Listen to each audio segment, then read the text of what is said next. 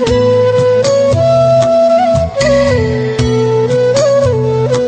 शांति। आज बाबा के 28 तारीख के महावाक्य हैं। बाबा ने कहा, मीठे बच्चे, चैरिटी बिगिंस एट होम, अर्थात पहले खुद आत्माभिमानी बनने की मेहनत करो, फिर दूसरों को कहो। पहले खुद से शुरुआत करनी है। आत्मा समझकर आत्मा को ज्ञान दो तो ज्ञान तलवार में जौहर आ जाएगा। प्रश्न है, संगम युग पर किन दो बातों की मेहनत करने से सतयुगी तख्त के मालिक बन जाएंगे? संगम युग पर किन दो बातों की मेहनत करने से सतयुगी तख्त के मालिक बन जाएंगे? तो बाबा ने दो बातें बताई। पहला कहा, दुख सुख निंदा स्तुति में समान स्थिति रहे, यही मेहनत करो। कोई भी कुछ उल्टा सुल्टा बोले, क्रोध करे तो तुम चुप हो जाओ, कभी भी मुख की ताली नहीं बजाओ। दूसरी मेहनत बाबा ने कहा है, आंखों को सिविल बनाओ, क्रिमिनल आई बिल्कुल समाप्त हो जाए। हम आत्मा भाई भाई है। आत्मा समझकर ज्ञान दो, आत्माभिमानी बनने की मेहनत करो तो सतयुगी तख्त के मालिक बन जाएंगे। संपूर्ण पवित्र बनने वाले ही गद्दी नशीन बनते हैं। ओम शांति। रूहानी बाप रूहानी बच्चों से बात करते हैं। तुम आत्माओं को ये तीसरा नेत्र मिला है, जिसको ज्ञान का नेत्र भी कहा जाता है। उनसे तुम देखते हो अपने भाइयों को, तो ये बुद्धि से समझते हो ना। जब हम भाई भाई को देखेंगे तो कर्मेंद्रियां चंचल नहीं होंगी, और ऐसे करते करते आंखें जो क्रिमिनल हैं वह सिविल हो जाएंगी। बाप कहते हैं, विश्व का मालिक बनने के लिए मेहनत तो करनी पड़ेगी ना। तो अभी ये मेहनत करो। मेहनत करने के लिए बाबा नई नई गुह्य पॉइंट्स सुनाते हैं ना। तो अभी अपने को भाई भाई समझकर ज्ञान देने की आदत डालनी है। फिर ये जो गाया जाता है, वी आर ऑल ब्रदर्स, ये प्रैक्टिकल हो जाएगा। अभी तुम सच्चे सच्चे ब्रदर्स हो, क्योंकि बाप को जानते हो। बाप तुम बच्चों के साथ सर्विस कर रहे हैं। हिम्मते बच्चे, मददे बाप। तो बाप आकर के ये हिम्मत देते हैं सर्विस करने की, तो ये सहज हुआ ना। तो रोज ये प्रैक्टिस करनी पड़े, सुस्त नहीं होना चाहिए। ये नई नई पॉइंट्स बच्चों को मिलती हैं। बच्चे जानते हैं कि हम भाइयों को बाबा पढ़ा रहे हैं, आत्माएं पढ़ती हैं। ये रूहानी नॉलेज है, इसे स्पिरिचुअल नॉलेज कहा जाता है। सिर्फ इस समय रूहानी नॉलेज रूहानी बाप से मिलती है, क्योंकि बाप आते ही हैं संगम युग पर, जबकि सृष्टि बदलती है। यह रूहानी नॉलेज मिलती ही तब है जब सृष्टि बदलने वाली है। बाप आकर यही तो रूहानी नॉलेज देते हैं कि अपने को आत्मा समझो। आत्मा अशरीरी आई थी, फिर यहाँ शरीर धारण करती है। शुरू से अब तक आत्मा ने 84 जन्म लिए हैं, परंतु नंबरवार जो जैसे आए होंगे वैसे ही ज्ञान योग की मेहनत करेंगे। फिर देखने में आता है कि जैसे जिसने कल्प पहले जो पुरुषार्थ किया है, मेहनत किया है, वह अभी भी ऐसे ही मेहनत करते रहते हैं। अपने लिए मेहनत करनी है, दूसरे कोई के लिए तो नहीं करनी होती है। तो अपने को ही आत्मा समझ करके अपने साथ मेहनत करनी है। दूसरा क्या कहता है उसमें हमारा क्या जाता है। चैरिटी बिगिंस एट होम, माना पहले पहले खुद मेहनत करनी है, पीछे दूसरों को यानी भाइयों को कहना है। जब तुम अपने को आत्मा समझ करके आत्मा को ज्ञान देंगे तो तुम्हारी ज्ञान की तलवार में जौहर भरेगा। मेहनत तो है ना, तो जरूर कुछ न कुछ सहन करना पड़ता है। इस समय दुख सुख, निंदा स्तुति, मान अपमान, ये सब थोड़ा बहुत सहन करना पड़ता है। तो जब भी कोई उल्टा सुल्टा बोले तो कहते हैं चुप। जब कोई चुप कर देते हैं तो पीछे कोई गुस्सा क्या करेंगे। जब कोई बात करते हैं तो दूसरा भी बात करते हैं तो मुख की ताली बजती है। अगर एक ने मुख की ताली बजाई और दूसरे ने शांत किया तो चुप। बस यह बाप सिखलाते हैं। कभी भी देखो कोई क्रोध में आते हैं तो चुप हो जाओ, आपे ही उसका क्रोध शांत हो जाएगा। दूसरी ताली बजेगी नहीं। अगर ताली से ताली बजी तो फिर गड़बड़ हो जाती है। इसीलिए बाप कहते हैं बच्चे कभी भी इन बातों में ताली नहीं बजाओ, न विकार की, न काम की, न क्रोध की। बच्चों को हर एक का कल्याण करना ही है। इतने जो सेंटर्स बने हुए हैं किस लिए? कल्प पहले भी तो ऐसे सेंटर्स निकले होंगे। देवों का देव बाप देखते रहते हैं कि बहुत बच्चों को ये शौक रहता है कि बाबा सेंटर्स खोलूं। हम सेंटर खोलते हैं, हम खर्चा उठाएंगे तो दिन प्रतिदिन ऐसे होते जाएंगे, क्योंकि जितना विनाश के दिन नजदीक होते जाएंगे उतना फिर इस तरफ भी सर्विस का शौक बढ़ता जाएगा। अभी बाप दादा दोनों इकट्ठे हैं तो हर एक को देखते हैं कि क्या पुरुषार्थ करते हैं, क्या पद पाएंगे, किसका पुरुषार्थ उत्तम, किसका मध्यम, किसका कनिष्ठ है, वे तो देख रहे हैं। टीचर भी स्कूल में देखते हैं कि स्टूडेंट किस सब्जेक्ट में ऊपर नीचे होते हैं। तो यहाँ भी ऐसे है। कोई बच्चे अच्छी तरह से अटेंशन देते हैं कि अपने को जो अच्छे से अटेंशन देते तो अपने को ऊंचा समझते हैं। कोई समय फिर भूल जाते, याद में नहीं रहते तो अपने को कम समझते हैं। ये स्कूल है ना। बच्चे कहते बाबा हम कभी कभी तो बहुत खुशी में रहते हैं, कभी कभी खुशी कम हो जाती है। तो बाबा अभी समझाते रहते हैं कि अगर खुशी में रहना चाहते हो तो मन मना भव, अपने को आत्मा समझो और बाप को भी याद करो, सामने परमात्मा को देखो। तो वो अकाल तख्त पर बैठा हुआ है। ऐसे भाइयों की तरफ भी देखो, अपने को आत्मा समझ करके फिर भाई से बात करो। भाई को हम ज्ञान देते हैं, बहन नहीं, भाई भाई है, आत्माओं को ज्ञान देते हैं।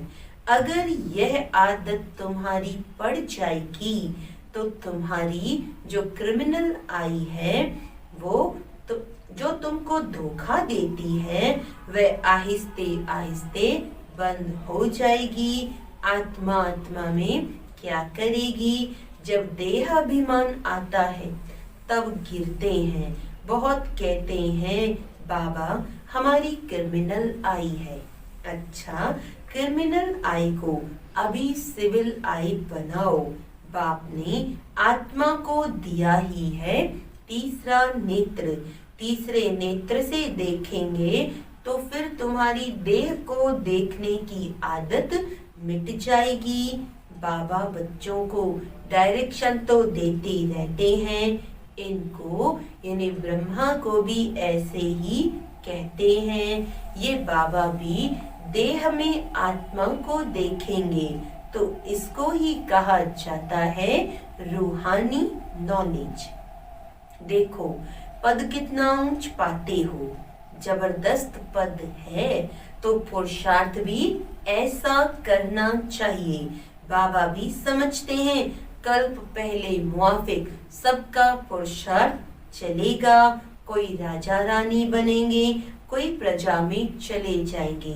तो यहाँ जब बैठकर निष्ठा यानी योग भी करवाते हो तो अपने को आत्मा समझ करके दूसरे की भी भ्रुकुटी में आत्मा को देखते रहेंगे तो फिर उनकी सर्विस अच्छी होगी।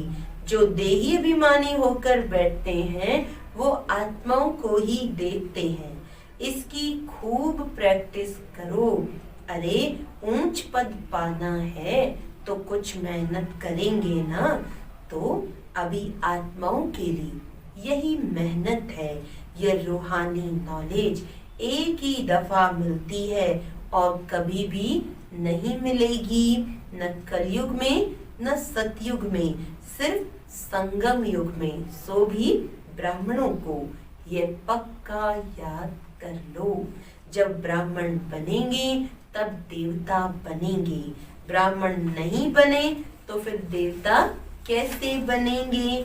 इस संगम युग में ही ये मेहनत करते हैं और कोई समय में यह नहीं कहेंगे कि अपने को आत्मा, दूसरे को भी आत्मा समझ, उनको ज्ञान दो।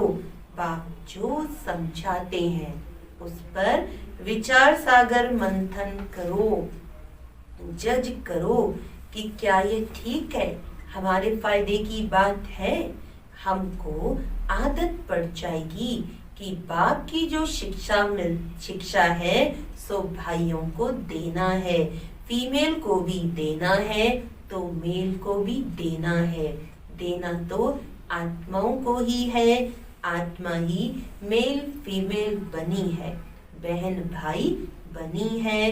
बाप कहते हैं मैं तुम बच्चों को ज्ञान देता हूँ, मैं बच्चों की तरफ आत्माओं को देखता हूँ और आत्माएं भी समझती हैं कि हमारा परमात्मा जो बाप है वे ज्ञान देते हैं। तो उसको कहेंगे ये रूहानी अभिमानी बने हैं। इसको ही कहा जाता है स्पिरिचुअल ज्ञान की लेन देन आत्मा की परमात्मा के साथ। तो ये बाप शिक्षा देते हैं। जब भी कोई विजिटर आदि आते हैं तो भी अपने को आत्मा समझ आत्मा को बाप का परिचय देना है। आत्मा में ज्ञान है, शरीर में नहीं है, तो उनकी भी आत्मा समझ करके ही ज्ञान देना है। इससे उनको भी अच्छा लगेगा।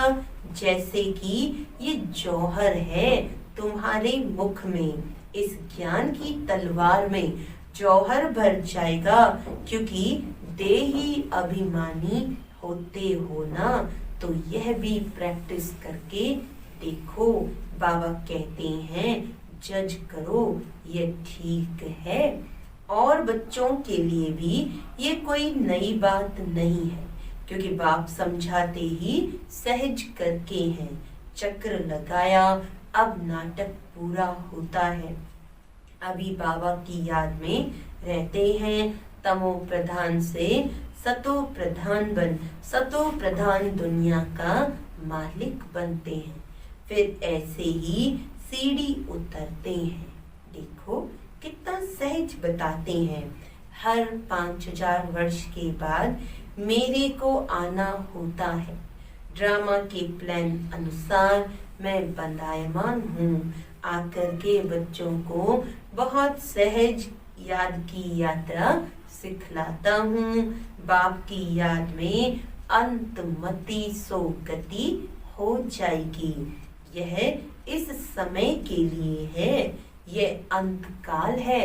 अभी इस समय बाप बैठ करके युक्ति बतलाते हैं कि माँ में कम याद करो तो सदगति हो जाएगी। बच्चे भी समझते हैं पढ़ाई से यह बनूंगा, फलाना बनूंगा। इसमें भी यही है कि मैं जाकर के नई दुनिया में देवी देवता बनूंगा। कोई नई बात नहीं है। बाप तो घड़ी घड़ी कहते हैं नथिंग न्यू। ये तो सीढ़ी चढ़नी उतरनी है। जिनकी कहानी है ना, उसको सीढ़ी उतरने और चढ़ने का काम दिया गया। ये नाटक ही है चढ़ना और उतरना। याद की यात्रा से बहुत मजबूत हो जाएंगे। इसीलिए भिन्न भिन्न प्रकार से बाप बच्चों को बैठ सिखलाते हैं कि बच्चे अभी देही अभिमानी बनो। अभी सबको वापस जाना है। तुम आत्मा पूरे 84 जन्म लेकर तमो प्रधान बन गई हो। भारतवासी ही सतो रजो तमो बनते हैं। दूसरी कोई नेशनैलिटी को नहीं कहेंगे कि पूरे 84 जन्म लिए हैं। बाप ने आकर के बताया है नाटक में हर एक का पार्ट अपना अपना होता है। आत्मा कितनी छोटी है। साइंसदानों को ये समझ में ही नहीं आएगा कि इतनी छोटी आत्मा में यह अविनाशी पार्ट भरा हुआ है। यह है सबसे वंडरफुल बात। ये छोटी सी आत्मा और पार्ट कितना बजाती है, वह भी अविनाशी। ये ड्रामा भी अविनाशी है और बना बनाया है। ऐसे नहीं कोई कहेंगे कि कब बना, नहीं, ये कुदरत है। ये ज्ञान बड़ा वंडरफुल है। कभी कोई ये ज्ञान बता ही नहीं सकते हैं। ऐसे कोई की ताकत नहीं है जो ये ज्ञान बताए। तो अभी बच्चों को बाप दिन प्रतिदिन समझाते रहते हैं। अभी प्रैक्टिस करो। हम अपने भाई आत्मा को ज्ञान देते हैं आप समान बनाने के लिए, बाप से वर्षा लेने के लिए, क्योंकि सब आत्माओं का हक है। बाबा आते हैं सभी आत्माओं को अपना अपना शांति व सुख का वर्षा देने। हम जब राजधानी में होंगे तो बाकी सब शांति धाम में होंगे। पीछे जय जयकार होगी, यहाँ सुख ही सुख होगा। इसीलिए बाप कहते हैं पावन बनना है। जितना जितना तुम पवित्र बनते हो उतना कशिश होती है।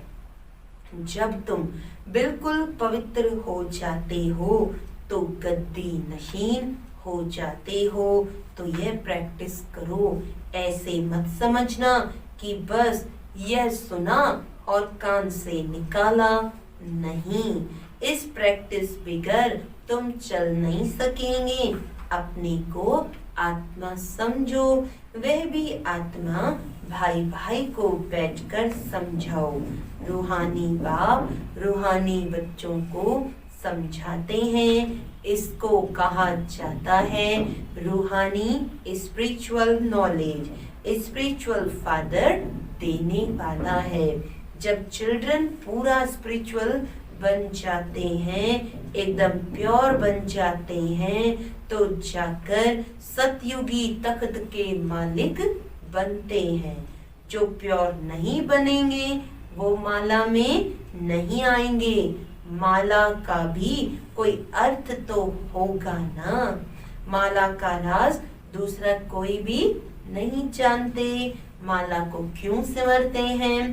क्योंकि बाप की बहुत मदद की है, तो क्यों नहीं सिमरे जाएंगे?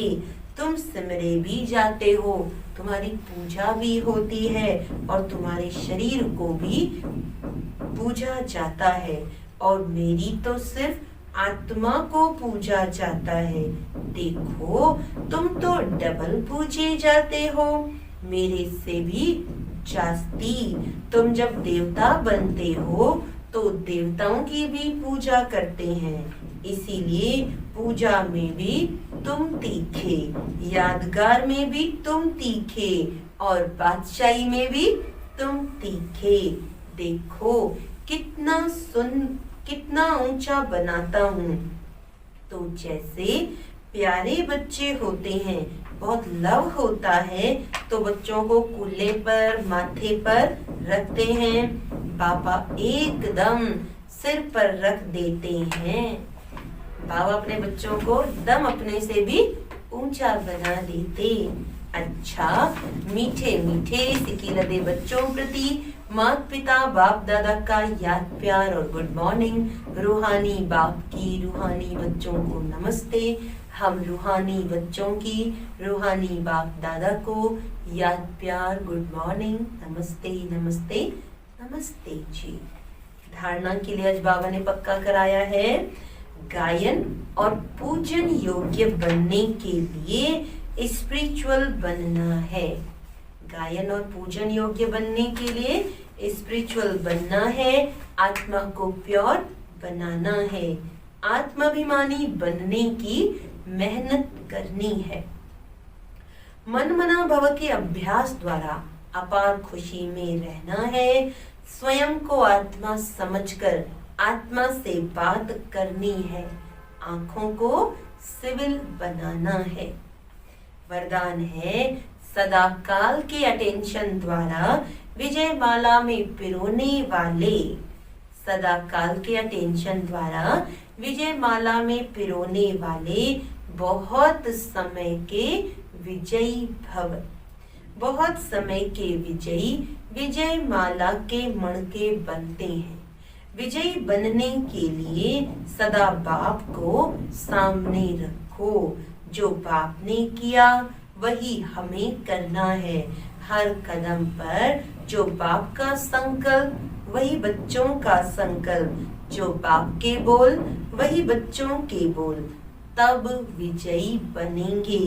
ये अटेंशन सदा काल का चाहिए, तब सदा काल का राज्य भाग्य प्राप्त होगा, क्योंकि जैसा पुरुषार्थ वैसी प्रारब्ध है।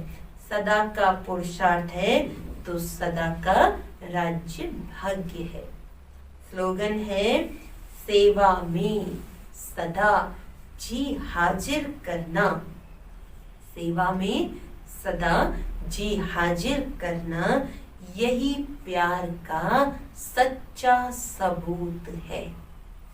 जो बच्चे सेवा में सदा जी हाजिर करते हैं, यही प्यार का सच्चा सबूत दे। अच्छा, ओम शांति।